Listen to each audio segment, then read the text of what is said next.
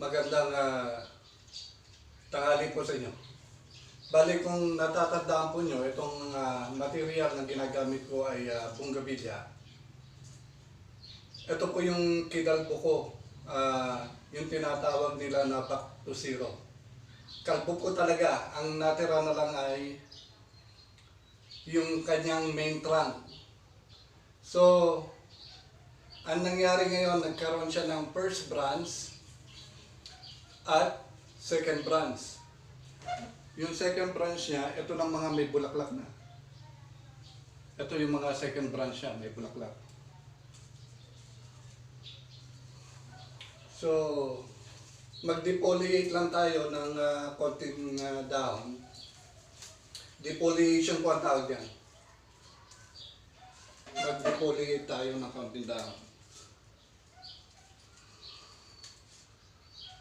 At subukan natin na paggalawin ang kanyang mga tangkay.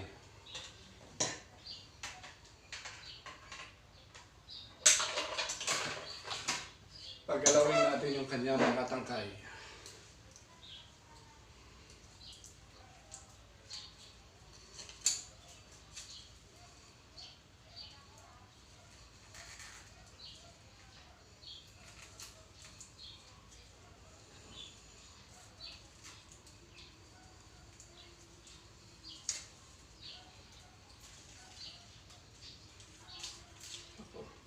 Siraan tayo. Sa bagay yung isa ay maliit lang yan. Kaya mag-iingat tayo sa pagwawaya.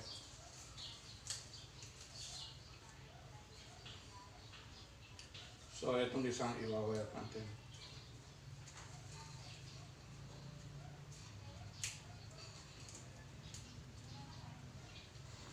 Kung napapansin nyo, naputulan tayo ng isang sanga dahil napadiin yung pag-ikot ko ng wire. Sa ganitong pagwa-wire, kailangan maingat tayo at alalayan natin maigi yung sanga.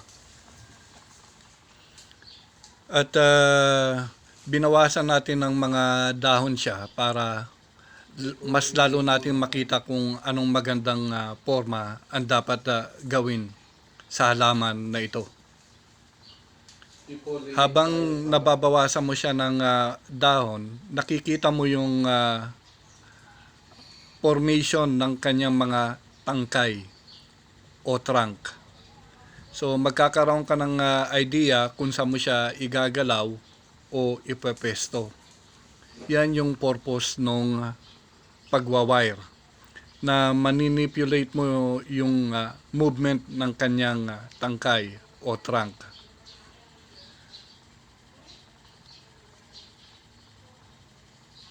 Bali, natapos ko na yung kanan na tangkay. Ito naman sa kaliwa na tangkay ang akin gagawa ng galaw. Ang tawag dito sa mga bonsaihista, ginagawa nila ng sayaw yung tangkay para magkaroon siya ng kaunting forma. At pagka natapos itong kaliwang tangkay, isusunod ko naman ay yung sa likod niya na tangkay. Ang principle kasi ng paggawa ng bonsai, dapat may left, right, at saka back,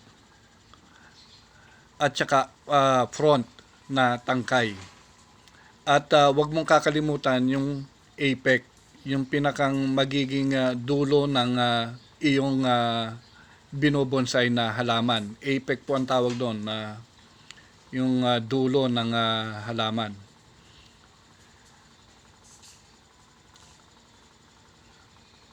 So gagawan natin ng galaw siya. At makikita nyo mamaya na habang lahat sila ay nalagyan na natin ng wire, makikita nyo yung transformation ng halaman, kung paano siya pumorma at gumanda.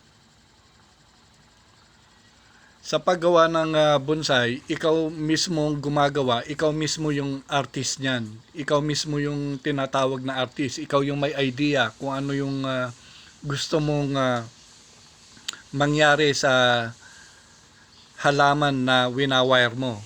Ikaw mismo yung nakakaisip kung anong forma ang gusto mong gawin, kung anong style. Sa pagbubonsai kasi maraming style. May formal upright style, may informal upright style, at may cascade na tinatawag. Yung cascade na tinatawag ay yung parang nakabitin siya sa hills o bangin. At yung meron din slanting na style ng ng bonsai, pero itong bonsai na ginagawa ko na nakikita nyo ay informal upright style. So nakita nyo mga kaibigan, nagkaroon na siya ng forma. Malapit na siyang matapos sa mawire. Nagkakaroon na siya ng forma. At pagka natapos na natin na itong i-wire, ikokondisyon na natin ito sa pagtitrim at pagdidefoliate. At syempre, alagaan natin siya ng dilig araw-araw para makakuha siya ng sapat na pagkain. Kasi ang pagkain ng halaman ay tubig. At yung kanyang lupa, i-cultivate din natin siya ng sa baba niya para magkaroon ng oxygen yung kanyang mga ugat, ng oxygen, makaamoy sila ng oxygen. At pwede rin natin siyang lagyan ng animal manure para magkaroon siya ng nutrient sa kanyang paso. So nakita nyo mga kaibigan, pumorma na siya. At nakikita ninyo yung kanyang galaw ng kanyang mga tangkay ay nagkaporma na. So mga kaibigan, wag nyo akong kalimutan na i-like at i-share sa akin na Facebook at subaybayan din ninyo ang akin YouTube channel, Angara TV channel. At maraming salamat po sa inyong panonood. Thank you.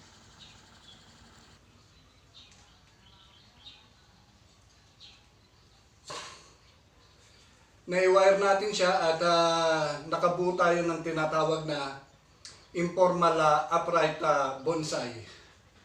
So nahirapan tayong mag-wire at syempre hindi tayo sanay doon sa kasi matitigas na yung kanyang trunk. So pumorma na siya at ikukondisyon na lang natin na ito at pagagandahin. Maraming salamat po.